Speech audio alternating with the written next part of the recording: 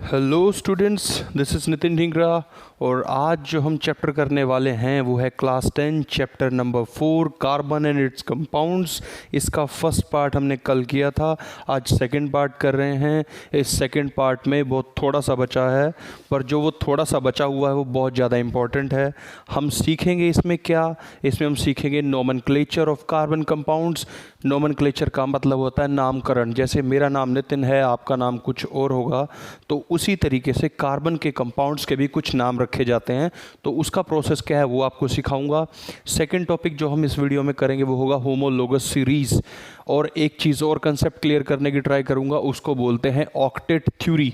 Octet theory आपके class 9, 10, +1, +2 chemistry का बिल्कुल बेसिक है कि बॉन्ड कैसे बनते हैं, एटम्स जुड़ते क्यों हैं, क्यों ज़रूरत पड़ी एक एटम को दूसरे एटम से मिलने की, क्यों जुड़ रहे हैं, वो सीखते हैं। तो सबसे पहले ऑक्टेट थ्योरी, फिर नोमेनक्लेचर सीखते हैं और फिर उसके बाद हम करेंगे homologous series. So let's start student. सबसे पहले मैं आपको कराता हूँ ऑक्टेट थ्योरी। तो भाई ऑक्टेट थ्योरी क्या है, आइए सीखते हैं। देखो, आपको पता होगा कि ऑक्ट का मतलब क्या होता है, 8 है ना। ऑक्ट का मतलब होता है 8। अब इसका मतलब मैं आपको सिखाता हूँ। जैसे कोई मैं एक एटम के लिए एक स्ट्रक्चर क्रिएट करता हूँ, सबसे सेंटर में जो मैंने सर्कल लगाया है, जहाँ पे मैंने प्लस लिखा है, वो स्टूडेंट आपको पता ही होगा, उसको न्यूक्लियस कहते हैं, है ना। उसको क्या बोलते हैं, न्यूक्लियस। तो ये जो न्यूक्लियस है, ये न्यूक्लियस के चारों तरफ रहते हैं ऑर्बिट्स। ये फर्स्ट ऑर्बिट है, ये सेकंड ऑर्बिट है, इसके बाद थर्ड ऑर्बिट आएगा और ऐसे करके ऑर्बिट्स आते चले जाते हैं। ठीक है, फर्स्ट ऑर्बिट का नाम होता है के, फिर एल, फिर एम, फिर एन, ऐसे करके ऑर्बिट्स के नेम होते हैं। तो ऑक्टेट थ्योरी क्या है? ऑक्टेट थ्योरी को कराने से पहले एक बेसिक सी चीज़ समझो, जनरल लाइफ से रिलेट करते हैं। कैसे रिलेट करते हैं सीखो। देखिए, इस लाइफ में वैसे तो कोई भी आदमी जो है आराम से नहीं बैठ रहा है, सभी अपने काम करने में लगे हुए हैं, ठीक है। बट मैं एक जनरल केस लेता हूँ कि एक आदमी काम करना कब बंद कर देता है। एक आदमी काम करना तब बंद कर सकता है जब वो अपने आप को सेटिस्फाई कर दे कि आज की डेट में मेरे पास बहुत पैसा है, तो अब मुझे काम करने की ज़रूरत नहीं है। हालांकि ऐसी सोच नहीं रखनी चाहिए, बट एलिमेंट से कंपेयर कर रहा हूँ तो मैं इसके लिए आपको ऐसा बोल रहा हूँ, ठीक है। तो आप ये समझिए कि जब मैं बहुत अमीर हो जाऊँ तो मैं ऐसी सोच रखने लग जाऊँगा, मतलब चैप्टर समझने के पॉइंट ऑफ व्यू से। तो एलिमेंट्स के केस में भी ऐसा ही होता है। एलिमेंट्स किसके भूखे होते हैं? एलिमेंट भूखे होते हैं कि उनके ये जो ऑर्बिट हैं ये पूरे भर जाएं। अगर किसी एलिमेंट के पूरे ऑर्बिट भरे हुए हों तो वो एलिमेंट, वो एटम कभी भी फिर क्या करता है, कोई काम नहीं करता, वो कभी किसी से रिएक्शन नहीं करता। समझ रहे हो मेरी बात? मैंने कहा कि अगर मेरे पास बहुत पैसा हो जाएगा तो मैं थोड़ा काम करना कम कर दूंगा। थोड़ा क्या, मैं काम करना बंद कर दूंगा, बिल्कुल बंद कर दूंगा। मैं किससे रिलेट कर रहा हूं? मैं एटम से रिलेट कर रहा हूं, क्योंकि एटम्स या एलिमेंट्स ऐसा करते हैं। तो एटम्स को तो पैसा नहीं चाहिए, एलिमेंट्स को तो पैसा नहीं चाहिए, तो इनको क्या चाहिए? इनको चाहिए स्टूडेंट्स इलेक्ट्रॉन्स। इनको क्या चाहिए होते हैं? इनको चाहिए होते हैं इलेक्ट्रॉन्स। तो जब किसी एटम के first orbit, second orbit, third orbit, जितने भी ऑर्बिट उसके अंदर हैं, वो सारे के सारे इलेक्ट्रॉन से भर जाएं। यही हर एक एलिमेंट चाहता है कि मेरे सारे के सारे क्या हैं, ये ऑक्टेट यानी कि ये ऑर्बिट भर जाएं। तो मैं आपको एग्जांपल देता हूं। एग्जांपल है, सपोज एग्जांपल देखिए, जैसे मैं कोई एग्जांपल ले लेता हूं। एग्जांपल लेता हूं वाटर H2O, ठीक है। H2O का एग्जाम्पल लिया मैंने। अब इसके लिए क्या है कि आपको पता होना चाहिए हाइड्रोजन का एटॉमिक नंबर कितना होता है, 1, ठीक है। ऑक्सीजन का एटॉमिक नंबर होता है 8, राइट। अब एक चीज़ और जान लीजिए कि जो फर्स्ट ऑर्बिट होता है किसी भी एटम का, जो कि K ऑर्बिट है, उसके अंदर नंबर ऑफ इलेक्ट्रॉन कितने आ सकते हैं? ज़्यादा से ज़्यादा 2। यानी कि किसी एटम के अगर ये फर्स्ट ऑर्बिट भर गया पूरा तो वो हो जाएगा एकदम से रिलैक्स, वो कोई भी रिएक्शन नहीं करेगा। अगर दूसरे ऑर्बिट में आ जाएं 8 और पूरा भर गया, वो 8 के 8 इलेक्ट्रॉन आ गए, तब भी वो आराम से बैठ जाएगा। इसी तरीके से उसके तीसरे ऑर्बिट में भी अगर आ गए 8, वो बिल्कुल आराम से बैठ जाएगा, यानी कि वो पूरा अमीर हो गया है, जैसे कि मैं कंपेयर कर रहा था। तो देखिए, हाइड्रोजन का केस देखेंगे और ऑक्सीजन का केस देखेंगे, फिर देखेंगे कि ये आपस में जुड़े क्यों। देखिए क्यों जुड़ रहे हैं। हाइड्रोजन का एटॉमिक नंबर है 1, ठीक है, तो इसमें कितने ऑर्बिट आएंगे, ये मैंने हाइड्रोजन का न्यूक्लियस बनाया और ये बनाया फर्स्ट ऑर्बिट। इसके पास इसका एटॉमिक नंबर 1 है, तो इलेक्ट्रॉन कितने होंगे, 1, तो ये है इसका इलेक्ट्रॉन। अब इसके पास ऑर्बिट तो 1 ही आ रहा है, अगर इसको अपना काम करना बंद करना है, यानी कि ये स्टेबल होके बैठना चाहता है, ठीक है, तो इसको कितने इलेक्ट्रॉन और चाहिए। अगर इसके पास 1 और आ जाए तो फर्स्ट ऑर्बिट में कितने इलेक्ट्रॉन हो जाएंगे, 2। मैंने क्या लिखा, फर्स्ट ऑर्बिट में कितने इलेक्ट्रॉन आएंगे, ये है फर्स्ट ऑर्बिट, ये है सेकेंड ऑर्बिट, ये है थर्ड ऑर्बिट, ठीक है, इसको ऑर्बिट बोलते हैं। ये सर्कुलर पाथ जिस पे इलेक्ट्रॉन घूमता है, जिस पे इलेक्ट्रॉन चक्कर लगाता है, उसे ऑर्बिट बोलते हैं। तो हाइड्रोजन को कितने इलेक्ट्रॉन और चाहिए, हाइड्रोजन को चाहिए 1 और इलेक्ट्रॉन। अगर हाइड्रोजन को 1 और इलेक्ट्रॉन मिल जाए कहीं से भी, तो इसका तो ऑर्बिट पूरा हो जाएगा। जैसे ही इसका ऑर्बिट पूरा होगा, ये आराम से बैठ जाएगा। ओम नमः शिवाय, अब मुझे कुछ नहीं करना है ना, ये आराम से बैठ जाएगा ना, ये कोई काम नहीं करेगा, क्योंकि इसके पास तो पूरा पैसा हो गया, इसके पास इलेक्ट्रॉन आ गए, ठीक है। ऑक्सीजन की बात करते हैं। ऑक्सीजन के पास है एटॉमिक नंबर है 8, तो इसके पास कितने इलेक्ट्रॉन हैं, 8। ऑक्सीजन के पास ऑर्बिट कितने आएंगे, देखो फर्स्ट ऑर्बिट में 2 आ सकते हैं, देखो फर्स्ट ऑर्बिट में आ सकते हैं 2, ठीक है। फिर कितने इलेक्ट्रॉन रह गए और इसके पास 6, 2 और 6 8 है ना टोटल। तो सेकंड ऑर्बिट में कितने आ रहे हैं, ऑक्सीजन के 6 आ रहे हैं, और आने कितने चाहिए, 8। यानी ऑक्सीजन को कितने की ज़रूरत है, 2 इलेक्ट्रॉन की। यानी कि कोई भी एटम अगर ऑक्सीजन को 2 इलेक्ट्रॉन दे दे, तो ऑक्सीजन क्या हो जाएगा, ओम नमः शिवाय, आराम से बैठ जाएगा, उसको कुछ काम नहीं करना है ना, उसका पैसा पूरा हो जाएगा। यानी कि उसके पैसा पूरा होना मतलब मैं क्या बोल रहा हूँ, उसको स्टेबिलिटी आ जाएगी, वो आराम से बैठ जाएगा। ये मैं आपको क्या बता रहा हूँ, मैं आपको बता रहा हूँ ऑक्टेट थ्योरी। ऑक्टेट थ्योरी क्या बताती है, ऑक्टेट थ्योरी ये बताती है, जैसे वाटर है H2O, तो H2O क्यों बना, 2 हाइड्रोजन और 1 ऑक्सीजन क्यों जुड़ा, क्यों ज़रूरत पड़ रही है इनको जुड़ने की, अलग अलग भी तो बैठ सकते थे, क्यों जुड़ रहे हैं, वही सीख रहे हैं। तो मैंने आपको बताया, हर एक एटम के अंदर एक न्यूक्लियस होता है, उसके चारों तरफ ऑर्बिट होते हैं, ऑर्बिट के अंदर इलेक्ट्रॉन घूमते हैं। फर्स्ट ऑर्बिट के अंदर 2 इलेक्ट्रॉन, सेकंड के अंदर 8, थर्ड के अंदर 8 इलेक्ट्रॉन आ सकते हैं, ठीक है। फिर मैं एग्जांपल ले रहा हूँ वाटर का। वाटर का उसमें हाइड्रोजन और ऑक्सीजन आते हैं। हाइड्रोजन का एटॉमिक नंबर होता है 1। हाइड्रोजन को अगर 1 इलेक्ट्रॉन और मिल जाए तो इसके 2 इलेक्ट्रॉन हो जाएंगे, फर्स्ट ऑर्बिट पूरा हो जाएगा और हाइड्रोजन स्टेबल हो जाएगा, कोई काम नहीं करेगा। ऑक्सीजन की बात करें, ऑक्सीजन का एटॉमिक नंबर है 8, फर्स्ट ऑर्बिट में 2, सेकंड में 6, 2 और 6 8। अब सेकंड ऑर्बिट में अगर 8 इलेक्ट्रॉन आ जाएं तो वो स्टेबल हो जाता है, तो ऑक्सीजन को ज़रूरत है 2 इलेक्ट्रॉन्स की। देखो अब क्या होता है, अब होता ये है, ये रहा ऑक्सीजन, ठीक है, ये है ऑक्सीजन, ये है हाइड्रोजन, ये है हाइड्रोजन, ठीक है। इस हाइड्रोजन के पास कितने इलेक्ट्रॉन हैं, 1। इस हाइड्रोजन के पास कितने इलेक्ट्रॉन हैं, 1। अब ऑक्सीजन के पास कितने इलेक्ट्रॉन पड़े हैं, देखिए 6। ये 2 मैं इसलिए नहीं दिखाऊंगा इसमें क्योंकि 2 अंदर वाले ऑर्बिट में हैं ऑक्सीजन के, और वो काम नहीं करेंगे क्योंकि वो तो ऑर्बिट पूरा भर गया। जो ऑर्बिट पूरा भर गया वो तो स्टेबल हो गया। अच्छा, अब ऑक्सीजन के पास कितने हैं, 2 4 4 इलेक्ट्रॉन, 1 5 और 1 6 इलेक्ट्रॉन है ना, राइट। चलो मैं ऑक्सीजन वाला, हाँ ठीक है, तो 6 इलेक्ट्रॉन ऑक्सीजन के पास है। अब अगर ऑक्सीजन कहे हाइड्रोजन को, इस हाइड्रोजन को, कि भाई ये जो इलेक्ट्रॉन मेरा पड़ा है, ठीक है, ये जो मेरा इलेक्ट्रॉन है ये आप ले लो, शेयर कर लो मेरे साथ, ठीक है, तो हाइड्रोजन के लिए 2 इलेक्ट्रॉन हो गए, ठीक है। ऑक्सीजन इसी तरह से इस अपने इलेक्ट्रॉन को कहे हाइड्रोजन को कि ये इलेक्ट्रॉन तुम ले सकते हो, कोई बात नहीं, तो इस हाइड्रोजन के भी 2 इलेक्ट्रॉन पूरे हो गए, यस हो गए। अब ऑक्सीजन को कितने चाहिए थे, ऑक्सीजन को चाहिए थे 2 और, क्योंकि ऑक्सीजन के पास 6 थे। तो अब देखो ऑक्सीजन के पास 2 4 5 6 पहले से थे। अब ऑक्सीजन ने जैसे हाइड्रोजन को कहा कि आप इस इलेक्ट्रॉन को अपना समझ लो, और इस तरह से इस हाइड्रोजन को भी कहा कि आप मेरे इस इलेक्ट्रॉन को अपना समझ लो, तो इसी तरह से हाइड्रोजन भी बोलता है ऑक्सीजन को कि जब आपने मेरी हेल्प करी, आपने कहा कि मेरा इलेक्ट्रॉन अपना समझो, तो आप भी मेरे इस इलेक्ट्रॉन को अपना समझो। ऐसे ही इस हाइड्रोजन ने कहा कि आप ऑक्सीजन मेरे इस इलेक्ट्रॉन को अपना समझो। तब ऑक्सीजन के पास कितने इलेक्ट्रॉन होते हैं, आओ देखते हैं। 2 ऊपर 2 नीचे 4, 5 6 7 8, यानी कि अगर इन सब को इंक्लूड कर लें तो ऑक्सीजन के पास भी कितने इलेक्ट्रॉन हो जाते हैं, 8। यानी कि ऑक्सीजन भी क्या हो गया, स्टेबल हो गया। ऑक्सीजन को भी ज़रूरत नहीं है अब किसी भी इलेक्ट्रॉन की, तो इसीलिए H2O बनता है।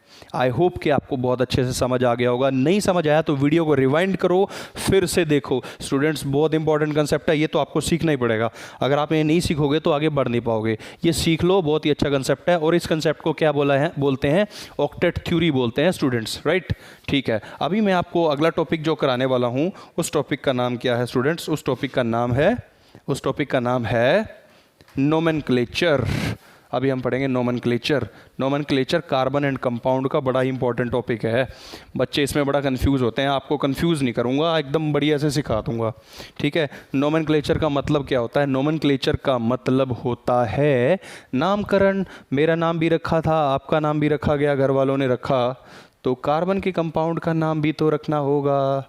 ठीक है, यस, नोमेनक्लेचर किसका?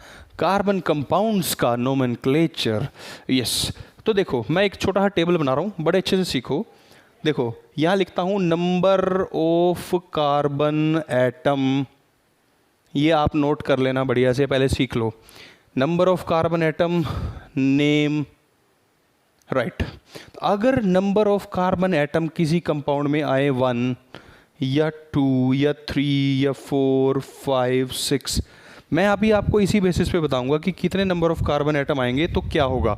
अगर एक कार्बन एटम आया किसी एलिमेंट, किसी कंपाउंड में, तो उसका स्टार्टिंग का नेम होगा मिथ। अगर 2 आए तो उसका नाम होगा इथ। अगर 3 कार्बन एटम आए तो उसका नाम होगा प्रोप। 4 आए तो उसका नाम होगा ब्यूट। 5 आए तो उसका नाम होगा पेंट, PENT। 6 आए तो उसका नाम होगा हेक्स। अभी मैं देखता हूँ क्या है। अच्छा, कल का जो लेक्चर था उसमें मैंने आपको बताया था कि सिंगल बॉन्ड क्या होता है, डबल बॉन्ड क्या होता है और ट्रिपल बॉन्ड क्या होता है। अगर आपको याद है तो वो कंसेप्ट इसमें बहुत ज़्यादा यूज़ होगा। छोटा सा ओवरव्यू। सिंगल बॉन्ड कब बनता है? जब कोई भी एक एटम, जैसे अभी हमने पढ़ा था हाइड्रोजन और ऑक्सीजन, दोनों ने एक एक इलेक्ट्रॉन शेयर किया था ना। एक ऐसे ही इधर भी इन्होंने एक एक इलेक्ट्रॉन शेयर किया था। तो जब सिंगल इलेक्ट्रॉन शेयर हो रहे थे तो बनता है सिंगल बॉन्ड। अब एक एग्जांपल और देखो, CO2, COO, 2 ऑक्सीजन, मैं बना रहा हूँ CO2 को, तो CO2 में 2 ऑक्सीजन और 1 कार्बन। अच्छा, कार्बन का एटॉमिक नंबर कितना है आप पहले देख चुके हो। कार्बन का एटॉमिक नंबर होता है 6। कार्बन के पास होते हैं 4 इलेक्ट्रॉन, 1 2 3 4। ऑक्सीजन का एटॉमिक नंबर होता है 8, इसके पास होते हैं 6 इलेक्ट्रॉन, 2 4 6, 2 4 6। अब है क्या, देखो ऑक्सीजन के पास 2 इलेक्ट्रॉन पड़े हैं जिसको वो शेयर कर सकता है ताकि उसका ऑक्टेट पूरा हो जाए। तो कार्बन क्या करेगा, अपना 1 इलेक्ट्रॉन उठा करके यहाँ रख देगा, ऐसे ही ये यहाँ रख देगा। तो करेगा क्या, ये वाला इलेक्ट्रॉन शेयर होगा, ये वाला इलेक्ट्रॉन भी शेयर होगा, ये वाला इलेक्ट्रॉन भी शेयर होगा, ये वाला इलेक्ट्रॉन भी शेयर होगा। क्यों शेयर होगा? क्योंकि ऑक्सीजन को अपने इलेक्ट्रॉन करने हैं 8। तो 2 4 6 और कार्बन के 2 हो गए 8। ऐसे ही इस ऑक्सीजन के 2 4 6 और कार्बन के हो गए 2 8। अब कार्बन को भी करने हैं 8। कार्बन के पास 2 ये रहे, 2 ये रहे 4, 2 ऑक्सीजन के 6, 2 इस ऑक्सीजन के 8, तो कार्बन के भी हो जाएंगे पूरे 8। तो इस तरह से हर एक एलिमेंट अपना ऑक्टेट पूरा करता है। ये भी ऑक्टेट थ्योरी का एग्जांपल एक तरह से मैंने दे दिया। अब इसमें 2 इलेक्ट्रॉन आपस में शेयर होकर के काम कर रहे हैं, तो इसको बोलते हैं डबल बॉन्ड। राइट स्टूडेंट्स, ऐसे ही बनता है ट्रिपल बॉन्ड। ट्रिपल बॉन्ड का एग्जांपल मैं आपको दे देता हूँ, N2 आप चेक कर सकते हो। तो ठीक है, तो सिंगल बॉन्ड जब एक एक इलेक्ट्रॉन शेयर होता रहे, डबल बॉन्ड जब दो दो इलेक्ट्रॉन शेयर हो जाएं, ट्रिपल बॉन्ड जब तीन तीन इलेक्ट्रॉन शेयर हो जाएं। राइट स्टूडेंट्स, इतना क्लियर है? तो मैं आगे बढ़ता हूँ। ठीक है, आई होप कि आपको इतना क्लियर हो गया है अच्छे से। ठीक है, तो आगे चलते हैं भाई। तो मैंने कहा एक कार्बन आए तो मिथ, दो कार्बन आए तो इथ, तीन कार्बन आए तो प्रोप, चार आए तो ब्यूट, पांच आए तो पेंट, छः आए तो हेक्स। तो अगर सिंगल बॉन्ड हुआ, अगर डबल बॉन्ड हुआ, अगर ट्रिपल बॉन्ड हुआ, तब क्या होगा? अगर सिंगल बॉन्ड हो, ठीक है, अगर हो सिंगल बॉन्ड, तब हमने क्या लिखना है? ANE।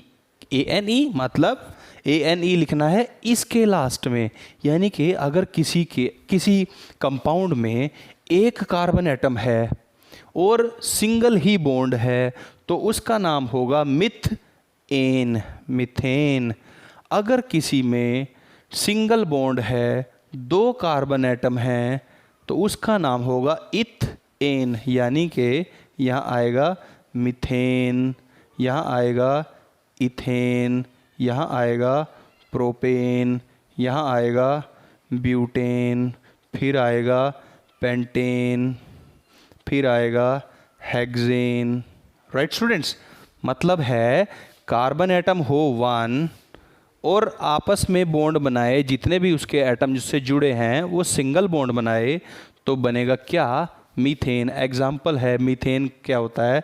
CH4। इथेन क्या होता है? C2H6। ठीक है, तो ये देखो इसमें दो कार्बन हैं, ठीक है, दो कार्बन है तो इसका नाम होना चाहिए इथ। और दो कार्बन होने के साथ साथ इसमें सिंगल बॉन्ड है तो इसका नाम है इथेन। ऐसे ही सपोज C4H10, कार्बन है चार, चार को बोलते हैं ब्यूट, और इसमें है सिंगल बॉन्ड तो बोलेंगे ब्यूटेन। ठीक है, अगर मैं लिखूं C5H12, कार्बन है पाँच, बॉन्ड है सिंगल तो बोलेंगे पेंटेन। ऐसे ही छः कार्बन वाले को बोलेंगे हेक्सेन। राइट स्टूडेंट्स, अच्छा अगर होता डबल बॉन्ड तो बोलते इसी को ENE, इथीन, इसको बोलते प्रोपीन, इसको बोलते ब्यूटीन, इसको बोलते पेंटीन और इसको बोलते हेक्सीन। राइट स्टूडेंट्स, इसी तरीके से अगर होता ट्रिपल बॉन्ड तो इसमें लगाते हैं YNE लास्ट में, तो इसका नाम होता हेक्साइन, इसका नाम होता पेंटाइन, इसका नाम होता ब्यूटाइन, इसका नाम होता प्रोपाइन। ठीक है, ऐसे करके नाम हमने लिखने थे इनके। ठीक है स्टूडेंट्स, ओके। अब मैं आपको बता देता हूँ कि मुझे क्या पता इसमें सिंगल बॉन्ड है कि डबल बॉन्ड है। कैसे पता चलेगा भाई? ये कैसे पता चलेगा इसका भी मैं आपको अभी तरीका सिखा देता हूँ। इसको सीखने के लिए आप इसको जो मैंने अभी तक पढ़ा है इसको बहुत अच्छे से पढ़ लेना। तो अभी आपको ये कैसे पता चलेगा कि सिंगल बॉन्ड है या डबल बॉन्ड है? देखो, अब एक फॉर्मूला याद रखना है। जो ये सिंगल बॉन्ड वाले हैं ना, जिनके आगे लगता है ANE, hexane, methane, propane, butane, pentane, hexane, इनका फॉर्मूला है CnH2n+2। इनका फॉर्मूला है CnH2n। इसका फॉर्मूला है CnH2n-2। यार सर आपने क्या लिख दिया, पता ही नहीं चल रहा। देखो मैं समझाता हूँ क्या लिखा है मैंने। सपोज करके फॉर्मूला था ये वाला, देखो फॉर्मूला लिख दिया। आपको क्वेश्चन आएगा कि what is the name of C4H10। What is the name of C4H10। तो आपने क्या देखा, कार्बन कितने हैं? चार। ठीक है, तो यहाँ पे देखो N N N N लिखा है ना, तो इसका मतलब है N की जगह रख दो 4। देखो N की जगह 4 रखूँ, C4H2 × 4, N की जगह 4 रखना है ना, 2 × 4 हो गया 8 + 2 यानी कि C4H10 बन गया ना, यही वाला फॉर्मूला। तो यानी कि इसके अंदर कौन सा बॉन्ड है? Single bond. क्यों? क्योंकि ये CnH2n वाले फॉर्मूले से बना है। अच्छा, अब अगर मैंने फॉर्मूला लिखा C4H8, अब ये क्या है भाई देखते हैं क्या है ये C4H8, यहाँ दिखाता हूँ C4 और H2N, N की जगह 4 रखूँगा तो H8 आ गया ना, यानी कि इसके अंदर क्या है डबल बॉन्ड, तो ये है तो 4 वाला यानी कि ब्यूट, और इसके लास्ट में क्या लगेगा ENE, ब्यूटीन, ये है ये। ठीक है, एक फिर मैंने लिखा C4H6। अच्छा ठीक है, देखते हैं भाई इस फॉर्मूले में देखो CN की जगह लगाया 4, 2N, 2 4 सा 8 माइनस 2 6, H6, यानी कि C4 आना तो ब्यूटी था पर H6 हो रहे हैं, 6 हो रहे हैं, तो इस फॉर्मूले को जस्टिफाई करता है, तो इसका नाम होगा ब्यूटाइन। राइट स्टूडेंट्स, तो आपको 1 2 3 इस फॉर्मूले में नंबर ऑफ कार्बन एटम लगा करके N की वैल्यू लगा करके आप बता सकते हो उसमें सिंगल बॉन्ड है, उसमें डबल बॉन्ड है, या फिर उसमें ट्रिपल बॉन्ड है। ठीक है, तो इस हिसाब से आप इसका नाम लगा सकते हो। तो ये आपके पास मैंने आपको काफ़ी सारा मटेरियल लिख दिया है, तो आप इसका स्क्रीनशॉट ले लो, स्क्रीनशॉट नहीं लेना है तो समझ लिया है तो समझ लो अच्छे से। राइट स्टूडेंट्स, तो ये था कार्बन का कुछ नोमेनक्लेचर। राइट, अब मैं इसको रब कर देता हूँ। ओके, इसको रब कर देता हूँ। ये मैंने नोमेनक्लेचर आपको पढ़ा दिया है भाई, आपको अच्छे से समझ आ जाना चाहिए, आई होप कि आ भी रहा होगा। ठीक है, राइट, ठीक है भाई, मैंने करा दिया अच्छे से। तो अब एक टॉपिक और बचता है, उसका नाम है होमोलोगस सीरीज। होमोलोगस सीरीज पढ़ेंगे आज हम, ला ला ला। चलो ठीक है, होमोलोगस सीरीज देखते हैं भाई। होमोलोगस सीरीज क्या है? अभी जो आपने नोमेनक्लेचर पढ़ा है ना, उसी का थोड़ा सा एडवांस वर्जन है ये, थोड़ा सा एडवांस वर्जन। देखो एक फॉर्मूला लिखता हूँ मैंने फॉर्मूला लिखा C4H10, फॉर्मूला लिखा मैंने C4H10। इसका स्ट्रक्चर देखो कैसे बनेगा। इसका स्ट्रक्चर बनेगा 1 2 3 4 कार्बन आ गए। ठीक है, अब हाइड्रोजन 10 लगाने हैं तो हाइड्रोजन लगाएंगे, जहाँ जगह जगह बच रही है वहाँ हाइड्रोजन लगा देंगे। Hydrogen hydrogen hydrogen hydrogen hydrogen hydrogen hydrogen. देखो 1 2 3 4 5 6 7 8 9 10, तो 10 हाइड्रोजन है भाई। C4H10 इसका फॉर्मूला है, मैंने स्ट्रक्चर इसका बना दिया है। और अब आपके लिए एक क्वेश्चन, इस तरह के स्ट्रक्चर को क्या कहते हैं? इस तरह के स्ट्रक्चर को जो सीधा सीधा आगे बढ़ता है उसे बोलते हैं चेन टाइप स्ट्रक्चर। यह चेन टाइप, चेन की तरह आगे बढ़ता जा रहा है। अच्छा, अब होमोलोगस सीरीज समझ लो स्टूडेंट्स बहुत बढ़िया से। अब सपोज करके ये तो है C4H10, क्या है ये था C4H10, ये मैंने ड्रॉ किया है इसको यहाँ पे। अब अगर इसका एक हाइड्रोजन, फॉर एग्जांपल ये वाला हाइड्रोजन बाय बाय बोल देता है इसको, ठीक है, बाय बाय बोल गया इस पूरे को, और वो H चला गया, उसकी जगह कोई नई चीज़ आ गई OH। ठीक है, हो सकता है एक H गया, कुछ नई चीज़ आ गई OH। तो ये OH जो आया, इसने पूरे स्ट्रक्चर को बदल करके रख दिया, पूरे स्ट्रक्चर को बदल दिया। ऐसे ही अगर मैं लगाता C3H8, ठीक है, C3H8 को तो मैं यहाँ पे बना देता हूँ C3H8 1 2 3, ठीक है, इसके साथ मैं हाइड्रोजन लगाता हूँ, ये लो hydrogen hydrogen hydrogen hydrogen hydrogen hydrogen, ये है C3H8 ये रहा। ठीक है, तो C3H8 को देख लो। अब इसी तरह इसमें से ये हाइड्रोजन चला जाए, इसकी जगह आ जाए OH, इसकी भी पूरे की प्रॉपर्टीज़ चेंज। अब आपको मैं एक बात बता दूं, वैसे तो जो ये था पेंटेन, ऊपर वाला था ब्यूटेन। पेंटेन और ब्यूटेन की प्रॉपर्टीज़ थी अलग, बट जैसे ही सिमिलर सी एक चीज़ आकर के इसमें जुड़ी, इनकी प्रॉपर्टीज़ सेम सेम होने लग जाती हैं। क्योंकि इनकी प्रॉपर्टीज सेम सेम कर देता है कोई एक ग्रुप, ये है एक ग्रुप, है ना, ये ग्रुप है, इसको बोलते हैं फंक्शनल ग्रुप। क्या बोलते हैं इसे बोलते हैं फंक्शनल ग्रुप। इस तरह के ग्रुप ने आकर के इस एलिमेंट की प्रॉपर्टीज़ को सिमिलर कर दिया इसके साथ।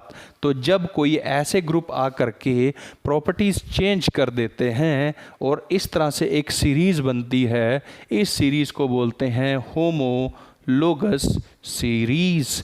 होमो का मतलब होता है एक जैसा, एक जैसा, एक जैसा, एक जैसा, सेम सेम कर दिया। किसने? इस ग्रुप ने, इस ग्रुप ने, ये ग्रुप। अच्छा, अब इसका भी नोमेनक्लेचर पेपर में आता है। तो जब कभी भी OH आकर के जुड़ता है तो उसका नाम होता है एल्कोहल ग्रुप। ये कौन सा ग्रुप है OH वाला? ये है एल्कोहल ग्रुप।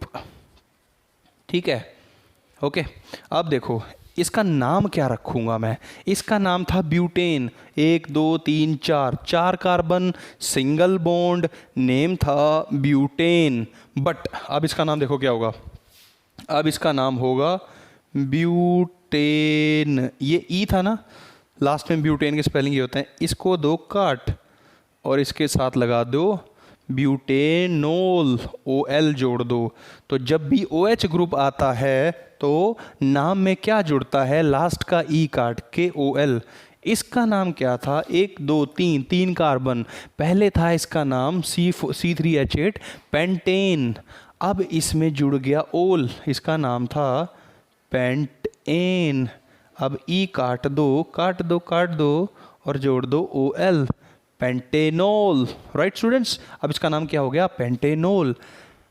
तो इसी तरीके से कुछ और ग्रुप्स भी होते हैं, वो भी मैं एक एक एग्जांपल आपको दे देता हूँ क्या क्या ग्रुप हो सकते हैं।